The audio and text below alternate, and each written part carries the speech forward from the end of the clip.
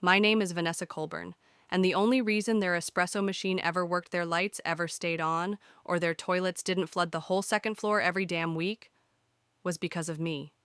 For 21 years, I was the first one in and the last one out of that building. I wasn't the CEO or a partner or anyone whose face got printed in glossy brochures. I was ops, which in corporate speak meant fix everything, be everywhere, and get none of the credit. But here's the twist. They didn't just fire me. They forgot I owned the building. Let me take you back to the moment that changed everything. It was a Monday like any other.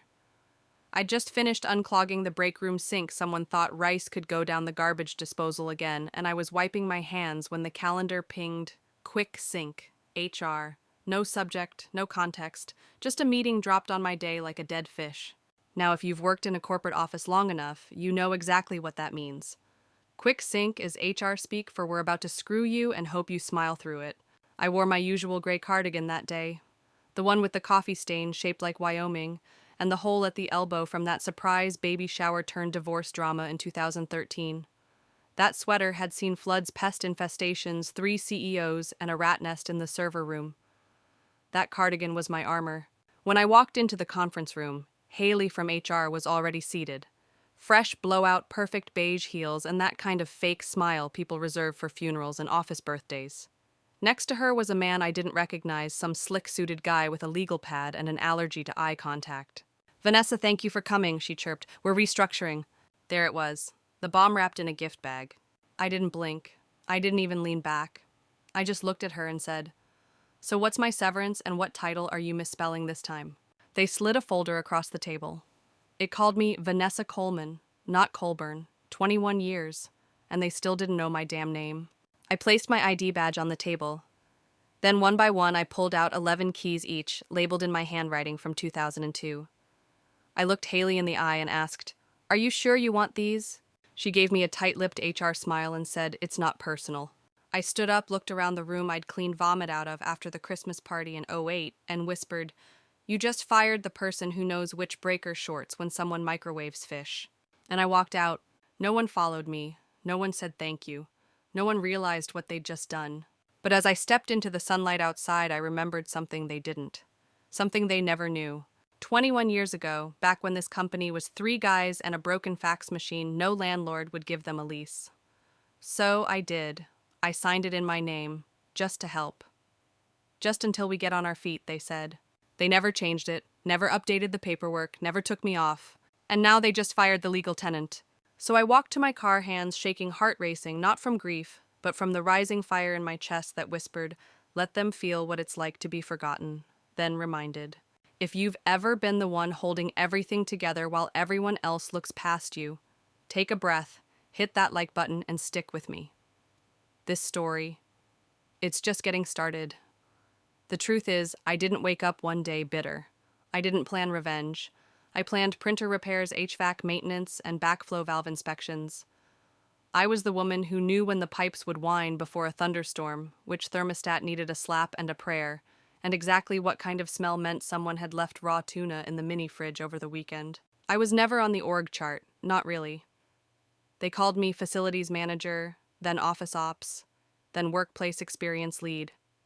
Whatever buzzword the leadership team thought sounded trendier during quarterly all hands.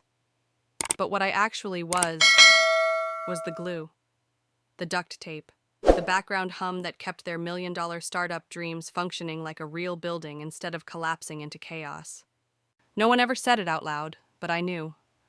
I was the reason they didn't burn down, get sued, or flood the East Wing when someone plugged in their coffee warmer and the CEO's espresso machine at the same time. Every emergency contact list, I built it. Every office expansion, I coordinated it. Every time someone forgot their laptop in the elevator or lost a hard drive down the recycling chute, I fixed it. But no one ever said my name during town hall. No one ever looped me in when they redesigned the office or rebranded with neon logos and beanbag zones. They thanked the caterers more than they ever thanked me. There was one afternoon I remember especially well. The old VP of Finance, you know, the one who once approved a $9,000 budget for branded yoga mats, found me elbow deep in a clogged restroom drain. I was trying to fish out a metal employee badge that had somehow made it past the automatic flush. He leaned against the doorframe sipping a green juice and said, "You're a Saint Valerie. My name is Vanessa." And I just nodded, because by then correcting them felt more exhausting than unclogging the pipes. I never asked for plaques or applause. I asked for working fire alarms, printer toner stocked, and a little respect. But respect doesn't come when you blend into the walls. And walls don't cry, they hold. I held it all. I held the secret about the office lease. I held the knowledge that the insurance policy, the cleaning contracts, the entire utility setup from water to Wi-Fi were still under my name. My login, my oversight. They handed me that responsibility back when the company was barely keeping the lights on, and I held it all because I believed in the mission. But missions evolve, and sometimes they forget their foundation. You ever walked into a building and felt like you were being erased piece by piece? You know every door code, every creak in the elevator shaft, but suddenly no one makes eye contact. No one says, "Hey Vanessa, how was your weekend?" You're not just ignored, you're invisible. That's what it felt like near the end. The new HR team brought kombucha taps and a subscription meditation app, but no one thought to ask why the fire exit on the south stairwell still stuck in humid weather. The interns wore matching hoodies and talked about disrupting verticals, but couldn't figure out how to reset the printer queue without slack blasting 4 departments. And the espresso machine still hissing like a demonic tea kettle every morning at 9:14 a.m., wired to the same breaker as the East Wing AC. I'd warned them, twice. I could have walked away quietly, but something shifted in me the moment Haley said, "We appreciate all your contributions over the years." Contributions. Like I was a snack someone brought to potluck once and forgot who brought it. And that's when I realized they didn't just fire me.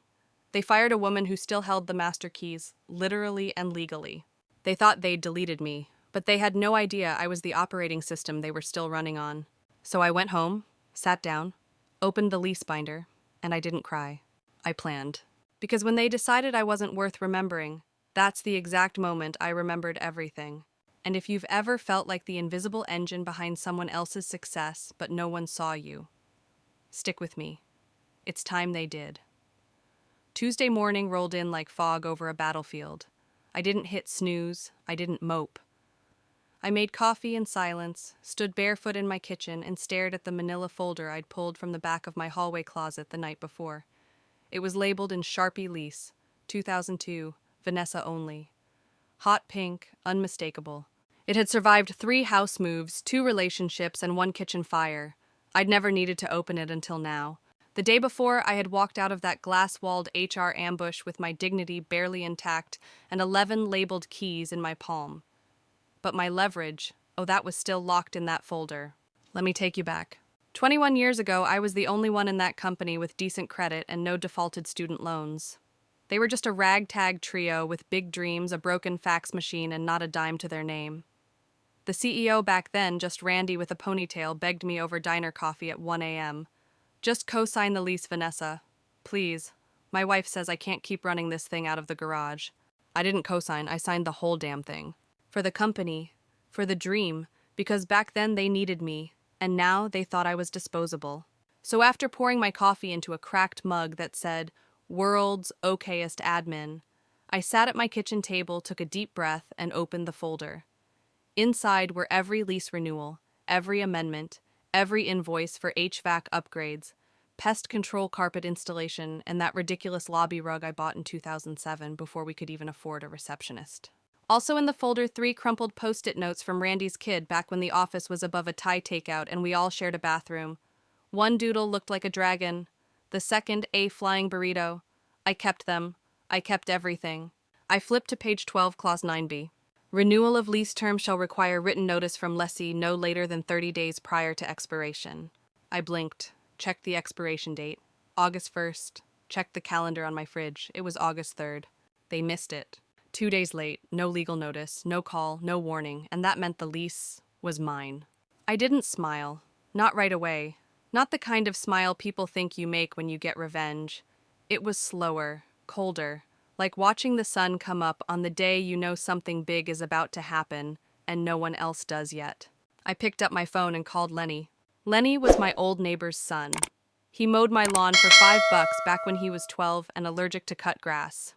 Now he was a real estate lawyer with a Bluetooth earpiece and a coffee addiction that rivaled mine. He picked up on the second ring. "Vanessa?" "No," I said, voice low and clear. but it's about to be.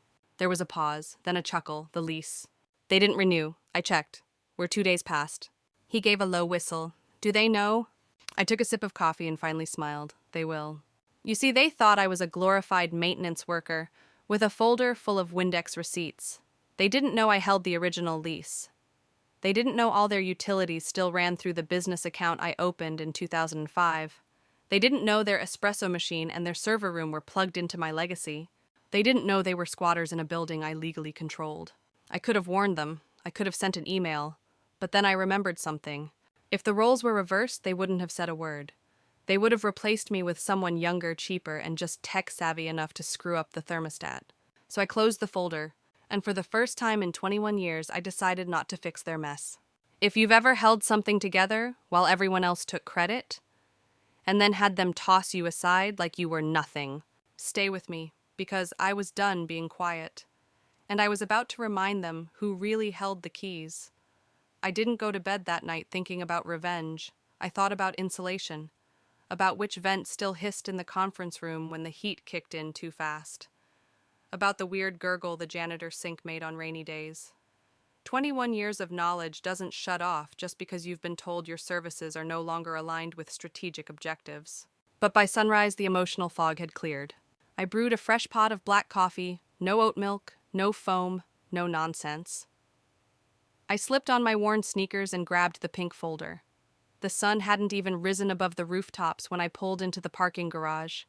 Not the company's garage, the one 2 blocks away. Out of habit, I scanned for the CEO's Tesla. It wasn't there, of course not. It was too early for him to pretend to care. I walked into the building not as the employee they'd discarded, but as the legal tenant they'd forgotten existed. Thomas, the property manager, was just settling into his office when I knocked. He looked up from his computer, blinking through bifocals. "Vanessa," he said, half surprised, half sheepish. "Didn't expect to see you again." I smiled without smiling. Legacy visit. He tilted his head. "You need something?" "I need to confirm something."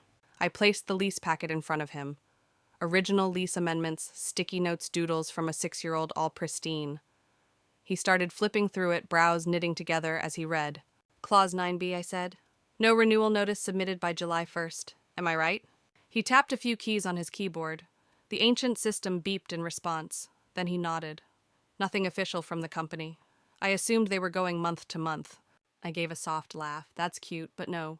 I slid another document across the table, thicker paper, gold embossed, signed and notarized. "This is my formal termination of the lease, effective 30 days from now." His eyebrows shot up like someone had just fired a nail gun in the next room. "You're terminating it." "I am, as the original lessee and legal tenant of record." He blinked, then gave a long exhale. "Do they know?" "They'll find out." I stood gathering my things. I already have a replacement tenant lined up. A wellness startup with more money than taste and a salt wall twice the size of the break room. He chuckled awkwardly, then looked down at the document again. "This is going to get messy." I leaned in slightly. "Messy," I said, is what they gave me. This is called clean." I walked out of that office lighter than I'd felt in years. Not out of spite. Not yet. But because something inside me had finally clicked. They had erased me on paper, in memory, in title. But they couldn't erase my signature. They couldn't erase my name from the lease. They couldn't erase 21 years of infrastructure I quietly built while they played shuffleboard with job titles. The eviction process was simple. I filed online through the county portal, uploaded my documents, paid a little extra to expedite. Within hours, I received confirmation. And by the next morning, the envelope was on its way. Certified, signed, and soon to be taped to the glass front doors they used to swagger through with startup swagger and almond milk lattes. I didn't blast it on social media. I didn't alert anyone inside. Not yet. Because that's not how you serve justice. No justice, true justice, should arrive like a paper cut. Sudden. Sharp. Small at first, but oh, does it sting.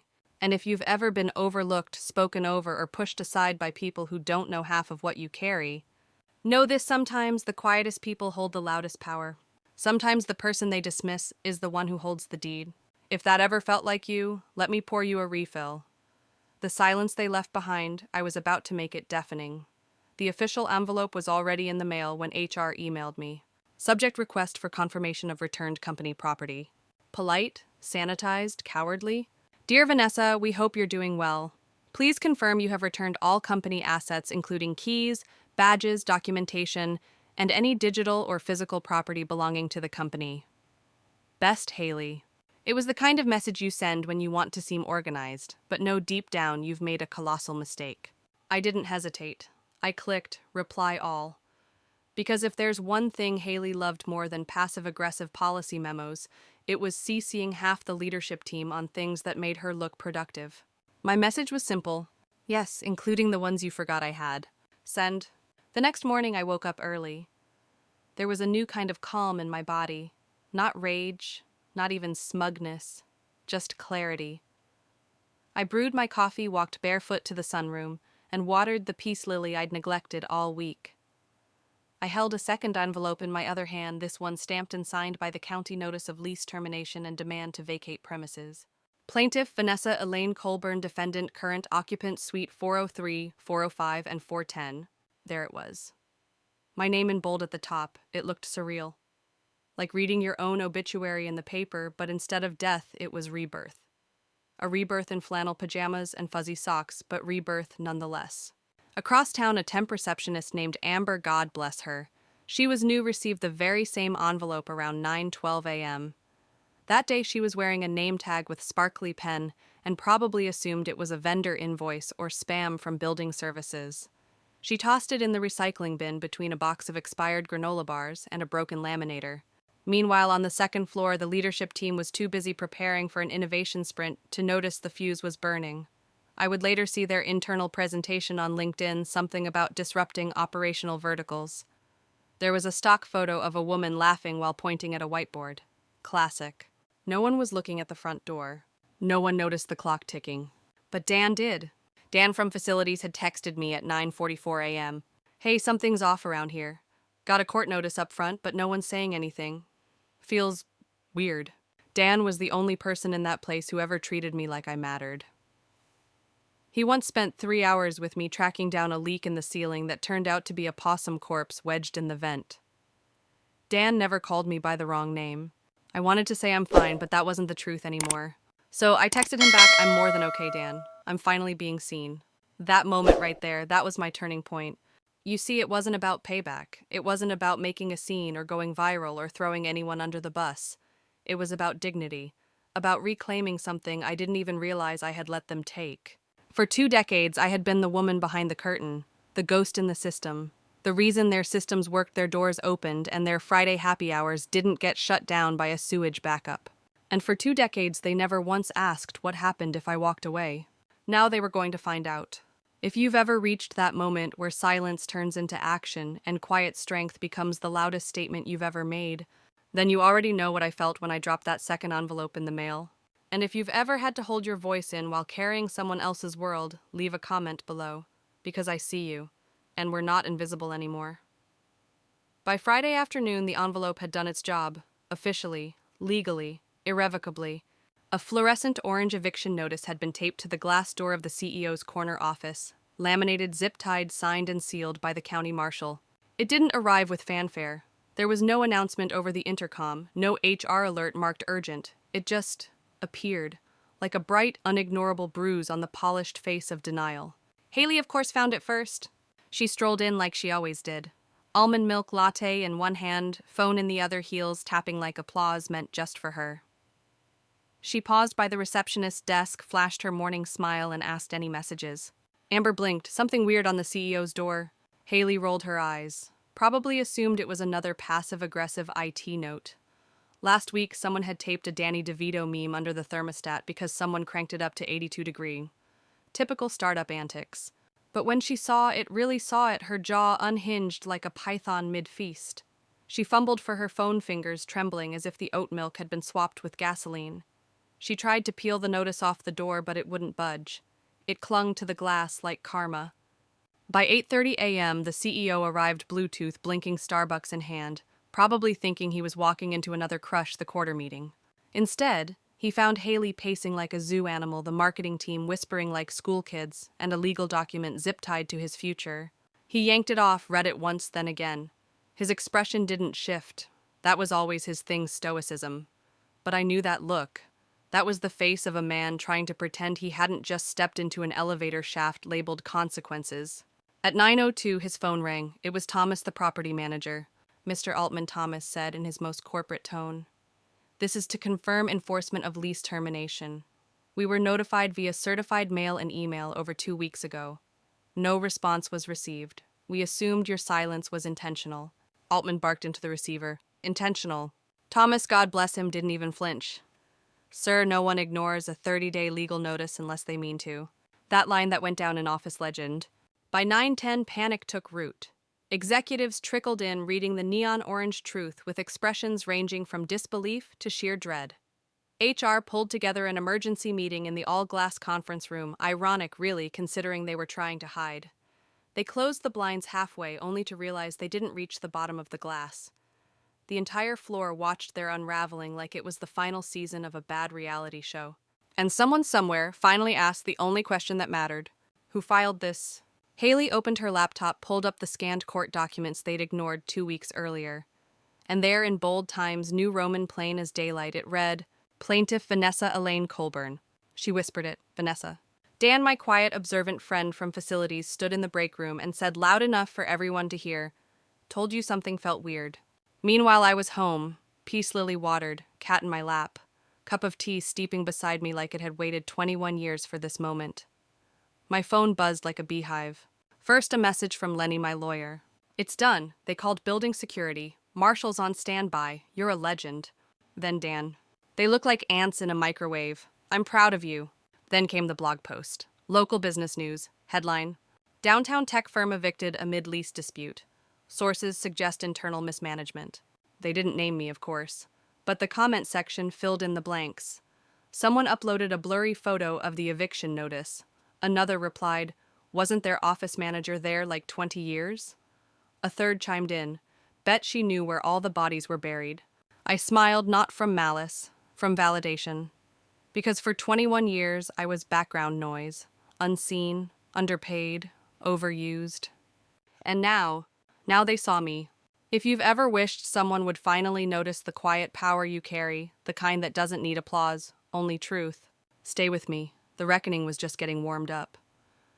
The video hit the front page of 3 different tech gossip sites by noon.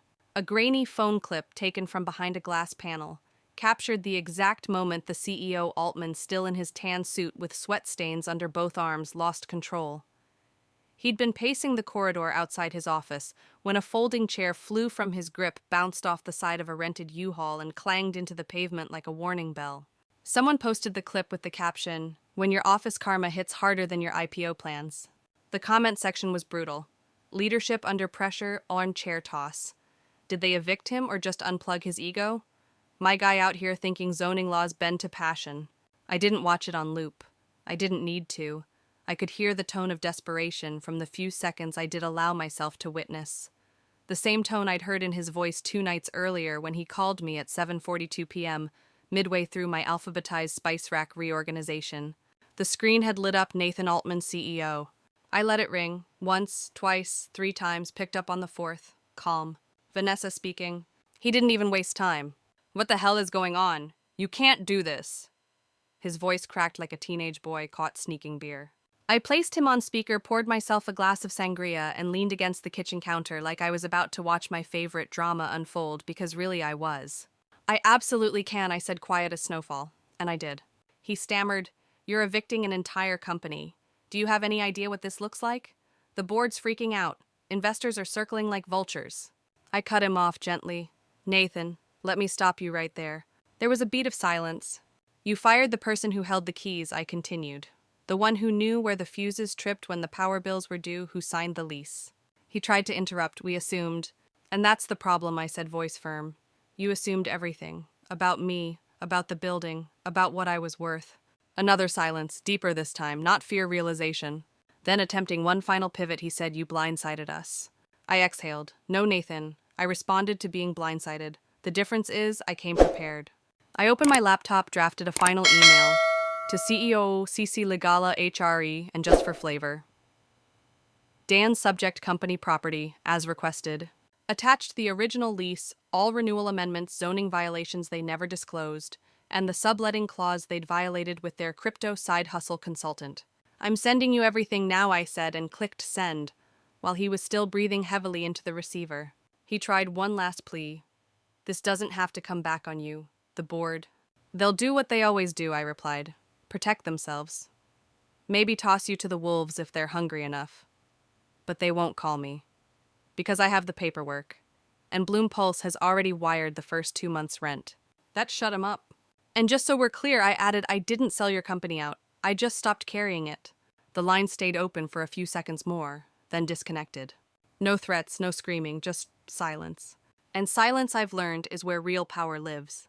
I stood there in my kitchen looking out the window at the early evening glow spreading across the backyard. No applause, no vindication playlist. Just me, a glass of sangria, and a feeling I hadn't felt in years. Not revenge. Closure. The building was no longer mine, not physically, but I had chosen what happened to it. I'd decided who got to breathe in that space next. I'd passed the keys not to another CEO with big talk and empty follow-through, but to a group that thanked me before they even signed. If you've ever handed someone your loyalty, your work, your best years, and they dropped it like yesterday's mail, know this: it's never too late to stop carrying what was never yours to hold forever. And if that resonates with you, go ahead and like this story, drop a comment, or even share it with someone who needs to be reminded that silence doesn't mean weakness. Sometimes it's just the wind pulling back before the door slams shut. Monday morning arrived with the kind of quiet you only notice when you're listening for it. I was already awake, already dressed, not in work slacks or a cardigan with a coffee stain, but in jeans of flannel and an old baseball cap I'd ironed in the 90s. The kind of outfit you wear when you're watching the final scene of a play you wrote, but didn't bother acting in. I sat on my front porch with a mug of black coffee, the sky just starting to turn soft and pink behind the houses. The radio played some old Tom Petty song, and down the street birds chirped like nothing historic was about to unfold. 4 blocks away it was chaos. I knew the timeline before it hit the news. By 7:45 a.m., employees started rolling in, scanning their badges like any other Monday. But the tone was different. People were whispering. A few stood frozen near the glass front doors. One woman dropped her smoothie, because there it was. Laminated, zip-tied, orange, legal.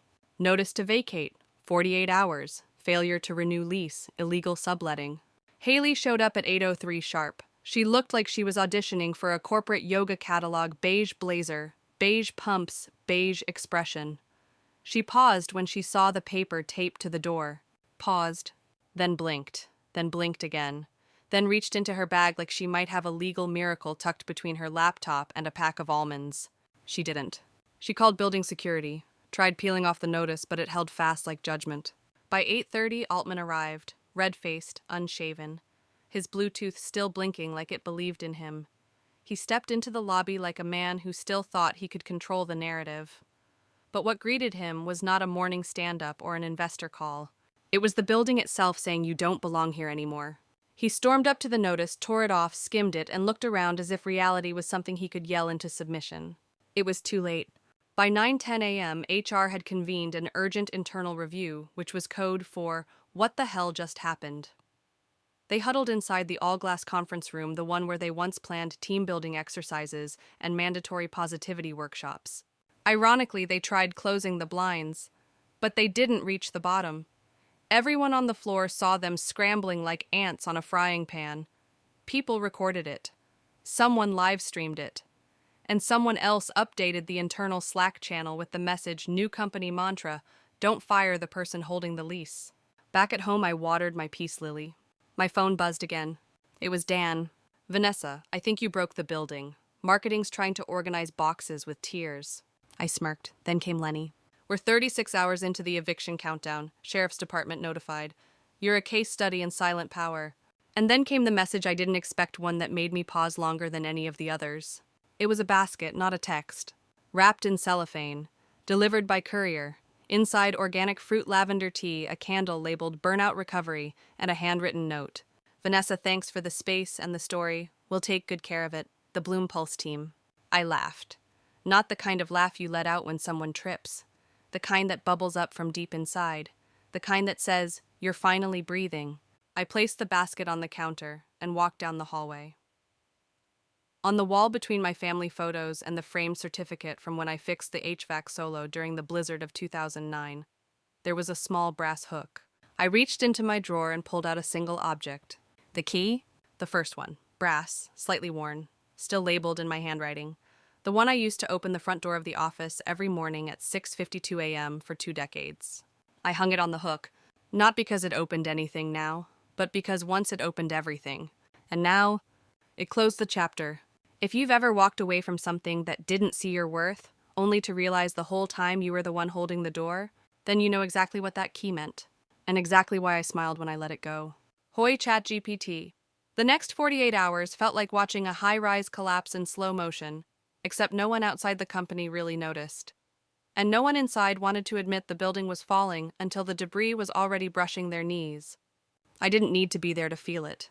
The panic radiated through screens. By Wednesday morning, headlines started popping up in local business blogs and startup Twitter threads. Midtown tech firm faces eviction amid legal oversight. Former office manager holds all the cards literally. Altman Tech CEO caught off guard by forgotten lease agreement. Of course they didn't mention me by name, but the comments, oh, they filled in the blanks fast. Wasn't she there like 20 years, she probably knew where every single server and skeleton was buried. Honestly, good for her. I didn't say a word publicly. I didn't need to. I let the silence tell the story. Inside the office, though, it was a different soundtrack entirely. Boxes were being dragged across floors, beanbags tossed into U-Hauls, desks half dismantled with IKEA hex wrenches they'd never returned to the supply cabinet. Someone tried duct taping a standing desk into the back of a Prius, and the best part, taped to the back of the moving truck right between a broken floor lamp and a box labeled snack drawer stuff was a printer sheet with bold letters. Strategic relocation. Nice try! From what Dan told me via increasingly unfiltered texts, the entire marketing department was crying. Legal was whisper yelling in corners, and HR was Googling what happens when you get legally evicted, but still have 4 months of projects to deliver. The executive suite. It was a parade of bad decisions and sweaty apologies. Altman paced like a zoo lion barking into a Bluetooth headset that no longer connected to anything but his own ego. Haley floated behind him like a ghost of overconfidence past sunglasses, hiding the fact that her perfect composure had cracked into pieces the moment the marshal handed over the eviction notice. Dan said she tried to convince the property manager to delay enforcement, tried to offer him concert tickets, a wellness partnership, reputation management services. Thomas, the same man who once borrowed a screwdriver from me to fix his desk chair, just smiled and said, "The lease has already been signed. We're done here." That was the thing, they were out of moves. Every call, every email, every desperate Hail Mary they threw landed flat. The space was already gone. Bloom Pulse was already picking paint swatches and installing eco-friendly scent diffusers. And me? I was exactly where I'd always wanted to be. At home, windows open, classical rock humming low, my peace lily blooming again, and a glass of sweet tea sweating on the windowsill. No one asked me to show up. No one needed me to fix the mess. Because finally they had to live in it. The woman they called Valerie when convenient. The one they only remembered when the Wi-Fi went out, or the break room smelled like spoiled fish. She didn't vanish, she just stepped aside, and let gravity do its thing. If you've ever spent years being the safety net, the backup plan, the she'll handle it person, and then decided you were done, truly, finally done, then you know how sweet the silence is when the ones who took you for granted start realizing the only person who ever really held the walls together was you. And sometimes the most powerful thing you can do isn't yelling. It's stepping back and letting the collapse speak for itself. Thursday morning, I received the last confirmation email from Lenny. Subject: final transfer approved lease. Termination and eviction enforcement. Just 10 plain words in the body. You did it, Vanessa. Clean. Final. Irreversible. Proud of you. No confetti, no gold medal. Just legal precision, cold and clinical, exactly the way it needed to be. At precisely 12:00 p.m., the county marshal would arrive with a final notice and begin executing the legal handover of the property. The old tenants, formerly the startup darlings of downtown, had 48 hours to clear out, or their belongings would be boxed and stored at their expense. And just like that, the place I'd spent 21 years patching, wiring, repairing, and protecting would belong to someone else. Not just anyone. Bloom Pulse. I remember when I met Maya, the founder of Bloom Pulse, at a farmer's market near the river. She was negotiating beet prices with a vendor like she was closing a $10 deal. I asked what she did. She told me she ran a startup focused on whole building wellness ecosystems.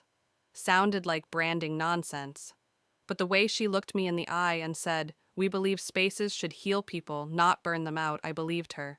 And more importantly, she asked if I had any available space downtown. She asked, she didn't assume. When she toured the building a few weeks ago, quietly, discreetly before the papers were signed, she placed her hand on the wall outside the old boardroom and whispered, "There's history in here, isn't there?" I didn't answer, but I nodded. Now she was moving in with her investors, her Himalayan salt wall, her diffusers, her barefoot policy, and her hand-stitched beanbags made from reclaimed denim. Did it feel surreal? Absolutely. But more than that, it felt right. That building needed new energy, and I needed a clean ending. I stepped outside around 11:45 a.m., clutching a folded piece of paper in my jacket pocket, the official notarized lease transfer. The air had that pre-rain humidity, sky-gray birds quiet. It was the kind of day you remember not for what happened, but for what stopped happening. No one called to apologize. No one from the old team reached out to explain. And I didn't expect them to. They were busy packing monitors, arguing over who lost the HDMI cables, realizing too late that no amount of title inflation or investor decks could override a single missed deadline, written in 9-point font on page 12 of a lease they'd never bothered to read. By 12:02 p.m., the marshal had arrived. By 12:05 p.m., the notice was posted. By 12:10 p.m., the building no longer belonged to them. Thomas texted me a photo. A new sign already screwed into the lobby wall. "Coming soon. Bloom, Pulse, breathe better, work smarter." I smiled. Not from joy, not from vengeance. From peace. Then my phone buzzed. A message from Maya. "Vanessa, we just walked the space. It's beautiful. We're honored to be here. You're always welcome." I didn't reply right away. I opened the drawer in my kitchen where I kept old pens, expired coupons, and paper clips bent into tiny hearts. At the bottom was a key ring. 11 keys, labeled in my handwriting, 2002. I held them for a moment, felt the weight. Then one by one I placed them in a small velvet pouch and slid it into a box marked Legacy. There was nothing left to fix. If you've ever poured years of your life into something only to be erased, like you never mattered, let this be your reminder. You were never just a name tag. You were never just a title. You were the framework, the structure, the reason things held together. And when you finally stop holding it all up, that's not revenge, that's freedom. And if that truth ever hit you like a breath of fresh air, go ahead and tell your story in the comments. Or share this one, because someone else out there needs to know it's okay to put the keys down. It's okay to walk away. The building sat quiet on Friday morning. Not dead, just in that strange in-between, like the hush after a long performance. The old crew was still there, dragging out the last of their things, shuffling down elevators with boxes full of branded coffee mugs and leftover ambition. But the soul of the place, it had already left. And I was watching it happen in real time. I didn't even need to be on site. The internet handled it for me. By mid-morning, video clips were flooding tech forums, startup gossip sites, and Slack channels that probably weren't even secure. The chair-throwing meltdown from Altman had hit Tech Slam, then Fail Whale, and finally Cringe Bay, the holy trinity of online humiliation. Within hours, there were memes. Someone photoshopped Altman mid-throw onto the Titanic. Another wrote, "When your office karma hits harder than your IPO." My favorite gif with the tagline, "Leadership under pressure, throw a chair, lose a lease." But viral moments aside, something deeper had shifted. People complete strangers were messaging me. Or rather, messaging the idea of me. The anonymous office manager, the woman in the background who finally stepped into the light. Their comments flooded every repost of the eviction story. She did what every overworked admin dreams of. Let's be honest, that place probably only ran because of her. Never underestimate the person who orders your printer toner. And just like that, I became folklore. No name, no LinkedIn tag, just the woman who evicted the company that fired her. But in the middle of all that noise, there was one sound that cut through. The knock at my front door. It was a courier holding a modest wicker basket wrapped in cellophane and tied with twine. Inside were organic apples, a small bag of turmeric gummies, a tin of herbal tea, and a handwritten note on thick cardstock. "Vanessa, thank you for the space and the story. We'll take good care of it." The Bloom Pulse team. I set the basket down on the counter, poured myself a glass of iced sangria, and walked into my hallway. There, mounted between the framed photo of my dad and the certificate from the city for outstanding service during winter flood 2011, was that brass hook. The one I'd cleared years ago, thinking maybe I'd finally stop caring about keys. I reached into the drawer and pulled out one last item, the key, the original one. Slightly scuffed, the main entrance label faded, but still legible. The one they gave me in 2002 when I wasn't even an employee yet, just Vanessa from facilities, who offered to open early and stay late because no one else had the code to reset the security system. I held it for a second longer than necessary. Then I hung it. No ceremony, no applause, just me, quiet. And a chapter closing exactly how I wanted, not with noise but with certainty. Back at the office, I heard they'd tried calling every landlord within a 10-mile radius. Even offered Thomas, the property manager, box seats to a concert and a wellness brand partnership. But he didn't bite. Because by then, the lease with Bloom Pulse was signed, sealed, notarized, and framed in Maya's new corner office. She was already picking out wallpaper, something with eucalyptus leaves and affirmations. Meanwhile, the former tech elite were cramming $900 ergonomic chairs and 50-pound servers into a rented U-Haul with one busted taillight and no air conditioning. One executive actually duct-taped a standing desk to the roof of their car. Another begged the intern to drive equipment to a temporary space in the suburbs, what Dan described as a strip mall between a vape shop and a questionable nail salon. And the final touch, taped crookedly on the side of the U-Haul strategic relocation. Sure, sweetie. If you've ever had your quiet labor erased, your name, mispronounced your loyalty, discarded like a bad marketing idea, let me say this plainly. You were never small. They just couldn't see big things when they wore blinders. And if you're finally ready to hang up the key, whatever your key may be, then you're already braver than most of the people who ever sat at the big table. Monday came not with fanfare, but with cardboard. The sun was out. The city shimmered with that deceptive stillness reserved for days when something big ends, but no one's ready to admit it yet. I sat on my porch, sipping a fresh mug of black coffee. No cream, no sugar, just sharp and honest. Classic rock hummed low from the old radio beside me as I watched the U-Hauls roll by one after another, their backs swinging open like jaws ready to devour broken promises. Down on 6th Street, just 4 blocks away, the final stage of their unraveling had begun. The once vibrant tech firm Altman Tech was evacuating its headquarters under supervision, looking more like a rushed college dorm move-out than the exit of a multi-million-dollar operation. Sleek office chairs, whiteboards smeared with faded strategy scribbles, tangled power strips, and half-empty Keurig pods were being loaded without order or dignity. Dan texted me a single line. They look like ghosts who forgot how to leave. I pictured it all too clearly. Haley in oversized sunglasses, barking into her phone like a failed diplomat. Altman red-faced and sweating, trying to command respect, while dragging a printer across polished floors that no longer remembered his name. And taped slanted and desperate to the side of their rental truck strategic relocation. That paper fluttered in the breeze like surrender. People had gathered. Office neighbors, delivery drivers, curious bystanders. Some filmed, some just watched. One kid asked if this was a movie. His mom said no, just the end of one. The final punch, Altman lost it. Right there on the sidewalk, surrounded by staff and strangers, he hurled a folding chair at the U-Haul in frustration. It struck the side with a loud metallic clang that echoed off the buildings like a door slamming shut forever. Someone caught the moment on video. Within an hour, it hit social media with a caption that read, "When your office karma hits back harder than your projections." By that evening, it had been reposted thousands of times. But I wasn't laughing. Not really. I just watched. Calm. Still. No smugness. No guilt. Just clarity. Because what they were experiencing wasn't sabotage. It wasn't vengeance. It was gravity. They'd built a house of glass and forgot who held the foundation. And when they pushed that person at me, they didn't just remove a fixture. They unraveled their anchor. Meanwhile, the Bloom Pulse crew had already begun their soft move-in.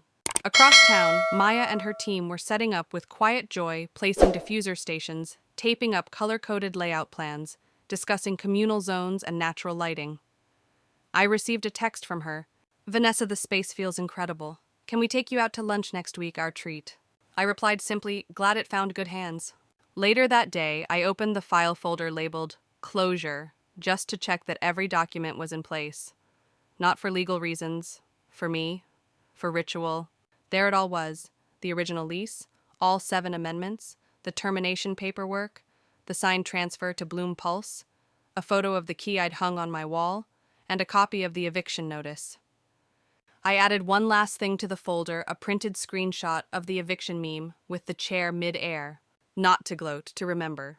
To remember what happens when you choose silence for too long. What happens when you carry a company on your back and let it reshape your spine until it forgets you're the one holding it up. I didn't cry, not even once. Because I didn't lose anything that day. I reclaimed it. My space, my power, my name. And if you've ever been pushed out of the room you built, silenced in the place you nurtured, replaced in the job you once saved, remember this: you are not disposable. You are the foundation. And the only thing stronger than walls built with care is the courage to walk away and let them fall. By Wednesday, the city had already moved on. The headlines that once screamed Altman Tech's meltdown were replaced by newer scandals, one about a celebrity chef's crypto fraud, another about a venture-backed dog yoga app that imploded. People online shifted their attention like wind-chasing leaves. But I wasn't chasing anything. I was settling into the quiet rhythm of a life finally untethered from chaos disguised as purpose. I didn't check Slack. I didn't scan job boards. I didn't wonder whether someone remembered to replace the toner or pay the parking validations. Instead, I sat with my feet up on the balcony rail, a notebook in my lap, scribbling ideas that had nothing to do with strategy meetings or executive briefings. Ideas about people, about stillness, about how some battles aren't fought with swords but with silence, and how sometimes silence wins louder. That morning, an unexpected envelope arrived. It wasn't corporate, no stamps, no sender address, just my name handwritten in a bold, familiar print. Inside was a single sheet of paper, typed, center-aligned, with no signature. You were always the engine. I just never saw it until it stalled. I hope you build something better, and I hope I never forget what it cost to ignore you. A fool in a nice suit. I didn't need a name. I recognized the guilt between the lines. Altman. Or maybe Haley. It didn't matter. The thing about apologies, sometimes they arrive when you no longer need them. Sometimes they're not for you at all, but for the sender grasping at redemption like a lifeline tossed into a storm they created. I folded the letter, slipped it into the back of my notebook, and went back to sketching. That night, I met Maya and her team for dinner. They had picked a small rooftop spot overlooking the river. String lights swayed in the breeze. The menu had words like heirloom and sustainable, but the food tasted like comfort. Over roasted vegetables and wild mushroom risotto, Maya raised a glass. To the woman who didn't just hand us keys, she said, but made us believe the space deserved better people. The team clinked their glasses. I raised mine too, though I said nothing. Sometimes truth doesn't need to be repeated. Sometimes being finally seen is enough. They asked if I would consider consulting, just a few hours a week. Nothing heavy, no emergencies, no politics. I smiled. Maybe I said, if you promise never to use the word synergy. Laughter rippled around the table. Not forced, not polite, real. After dinner, I walked home alone. The streets buzzed with summer noise music from open windows, a couple arguing softly, a dog barking at its own echo. And I felt for the first time in years weightless. Not because everything was perfect, but because I wasn't carrying someone else's storm anymore. They could keep their titles, their conferences, their strategic pivots and bullet-pointed delusions. I had something else now. Not revenge, not even closure. Space. To breathe, to build, to be. And if that's not power, I don't know what is. The next few weeks unfolded like a gentle unraveling of everything I used to think defined me. Without the constant alerts, performance dashboards, or morning scramble to defend my ideas in conference rooms where people pretended to listen, my mind began to clear. It was unsettling at first, like walking into a room and forgetting why you came, but then realizing the room was quieter, softer, safer than the one you left. I moved into a small studio apartment in a quieter part of the city. It overlooked a dog park. Mornings were filled with the sound of paws on grass and the occasional laughter of strangers sharing coffee on benches. Nobody asked about revenue streams or market caps. They just existed. And somehow that was enough. One evening, as I was sorting through old boxes I hadn't opened since my first promotion, I found an old vision board I made years ago.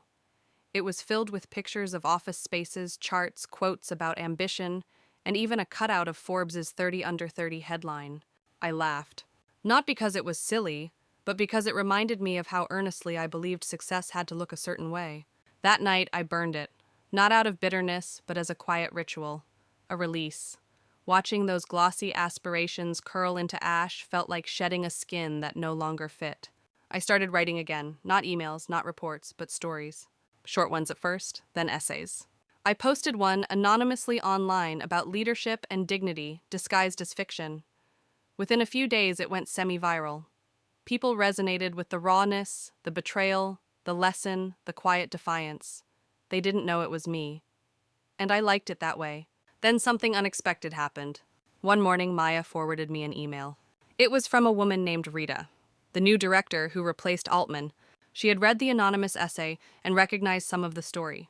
She wrote that the piece spoke to something real inside the walls of Altman Tech and that it had sparked a conversation she hadn't seen in months. She asked if the author would ever be open to doing a small talk for a leadership series she was organizing not to preach, but to provoke thought. I stared at the screen for a long time. Would I go back? Not to them, but to that building. Would I walk into that glass tomb where my voice had once been silenced and stand there speaking my truth? A week later, I did. Not as a returning employee, not as a cautionary tale, but as a mirror. The room was smaller than I remembered. The faces newer, fewer ghosts. I wore jeans and a black shirt, no PowerPoint. Just me and a small stack of note cards I barely looked at. I didn't talk about policies or metrics. I talked about humanity. About the danger of calling empathy a distraction. About how sometimes the ones you push out the door are the ones who were keeping the roof from collapsing. When I finished, there was no applause, just silence. Then slowly hands rose. Questions, real ones. I answered with stories, not solutions. I wasn't there to fix what I didn't break. As I stepped out, Rita met me by the door. You didn't burn the place down, she smiled. I smiled back. No need. Fire already did its job. I just brought the light. Sometimes revenge isn't loud. Sometimes it's a quiet return. Not to settle scores, but to prove to yourself most of all that you were never the problem. You were just ahead of your time, and now the time is catching up. I didn't expect the email from Berlin. It came 3 days after my talk at Altman Tech, and the subject line was simple: licensing proposal follow-up. It was from Thomas Weiss, the European regulator. I had built a decade-long relationship with the same trip the former director mocked as a vacation. Thomas had heard about what happened. Not from me, but through the silence. He wrote, "We noticed the abrupt drop in coordination from your team after your name disappeared from correspondence. If you're no longer with them, perhaps you'd be open to consulting independently." I stared at the screen. All the years they said I was the liability. I was the cost center. Yet the second I was gone, deals dried up, relationships weakened, and their grip on international licenses began to slip. The very vacation they canceled was the foundation of their compliance. And now, the cracks were showing. I said yes, not out of spite, but out of alignment, because for the first time I wasn't negotiating under someone else's banner. I was standing on my own name, my own work. Within weeks, other companies reached out, ones who'd quietly watched the implosion and realized something. It hadn't been luck. It had been me. I launched my own consultancy, small, focused, ethical. I set my own hours, chose clients with values that aligned, and said no to contracts that stank of exploitation or ego. One day Maya dropped by with coffee. We sat on my tiny balcony watching the city hum. She laughed. I think Altman Tech's stock dropped 9% the week after your walkout. I shrugged, sipping slowly. They wanted a cost-cutting story. Now they've got one. We both smiled. The revenge, if you could even call it that, wasn't about watching them fail. It was about watching myself rise on my own terms in my own time. Later that year, I was invited to speak at an international conference on corporate culture. I stood before thousands, not in heels and a gray blazer, but in sneakers and a loose black dress, holding nothing but a single photo. It was a screenshot of that boardroom meeting the day I was labeled too expensive. I pointed to the director's smug expression, then to the faces who looked down, avoiding eye contact. Then I said, "This is what silencing looks like. This is what cost-cutting with no context looks like. And this," I gestured to the room, "is what surviving it looks like." The applause was deafening. Afterward, a young woman approached me, tears in her eyes. She whispered I was going to quit my job this week. They made me feel like I didn't matter. But now I think, maybe I do. I placed my hand on hers. You do. And if they can't see it, walk away before you stop seeing it too. As she walked off, I realized something. I hadn't just rebuilt my career. I had rewritten the story they tried to bury me in. And maybe I was helping others do the same. If you've ever been told you're too much, too expensive, or too inconvenient for standing in your truth, let this be your reminder you were never the problem. You were the mirror. And if that reflection scared them, it's because they weren't ready to see who they really were. If you've made it this far, thank you for walking this road with me. If this story sparked something inside you, a memory, a wound, or a tiny spark of fire, I'd love to hear about it. Leave a comment below. Tell me where you are in your own story. And if you believe in reclaiming your voice, your worth, your space, hit that subscribe button and walk with me. There's so much more ahead. I didn't win by yelling louder or by proving myself to people who never truly saw me. I won by walking away and building something they could never tear down. Peace. That's what it feels like now. No more sleepless nights wondering if I should have done more, said less, or kept quiet to keep the peace. No more twisting myself into someone I'm not just to fit their version of who I should be. Now my days start with stillness. Coffee on the porch. Laughter with people who choose me without conditions.